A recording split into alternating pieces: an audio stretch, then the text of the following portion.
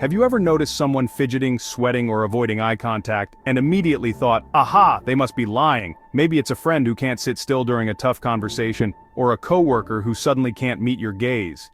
It's almost like we're programmed to spot these so-called telltale signs. I get it, those classic signs of stress are practically legendary at this point. We see them everywhere, in movies, on TV, and even in our own lives. It's become a kind of social shorthand, nervous equals guilty. But is feeling stressed always a sign of lying? Or have we just bought into a myth that's way too easy to believe? Maybe we're missing the bigger picture about what stress really means.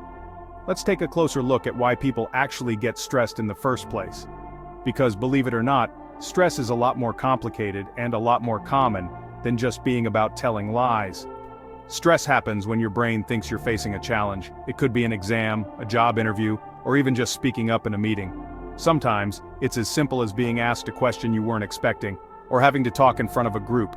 Your heart rate picks up, your palms get sweaty, and sometimes your mind just blanks.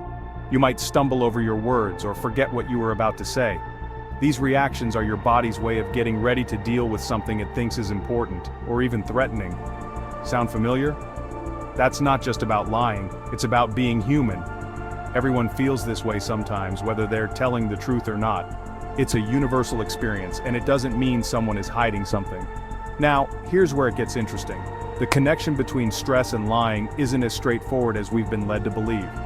When someone is lying, sure, they might feel stressed. They're juggling the story, trying not to get caught, and worrying about consequences. Their mind is working overtime to keep the details straight, and that can definitely make them anxious. But, and this is a big but, people get stressed for all sorts of reasons, even when they're completely honest. Sometimes just being put on the spot or feeling like you're being judged is enough to trigger those same nervous reactions. Imagine you're accused of something you didn't do. You'd probably feel nervous, anxious, maybe even defensive. Your heart might race, your voice might shake, and you might have trouble finding the right words.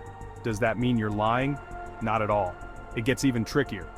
Sometimes, the more honest you are, the more stressed you feel, especially if you care about what people think or you're worried about being misunderstood.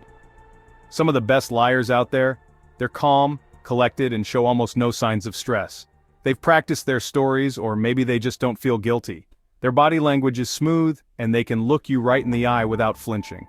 Meanwhile, a totally innocent person might look like a bundle of nerves just because they hate being put on the spot. For some people, any kind of attention is stressful, no matter what the situation is.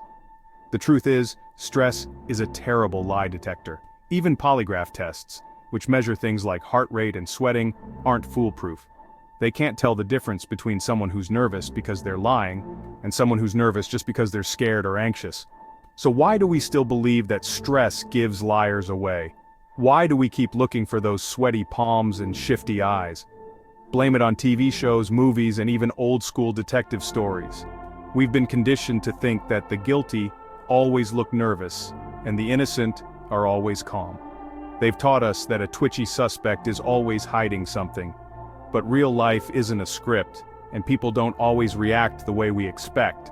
But in real life, our bodies react to pressure in ways that have nothing to do with telling the truth or lying.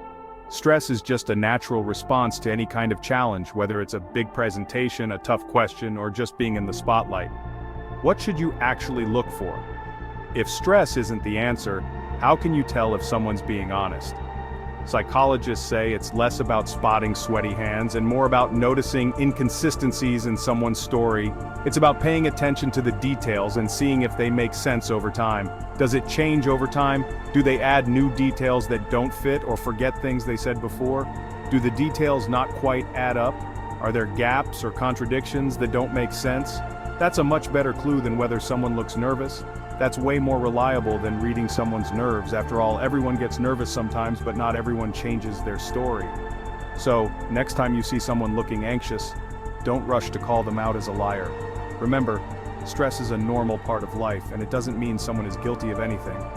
Remember, stress is part of being human, not a neon sign screaming guilty. We all have moments when we feel nervous, and that's okay. Stay curious, keep an open mind, and don't fall for those old myths. The truth is, understanding people takes more than just reading their body language. It takes empathy, patience, and a willingness to look beyond the surface.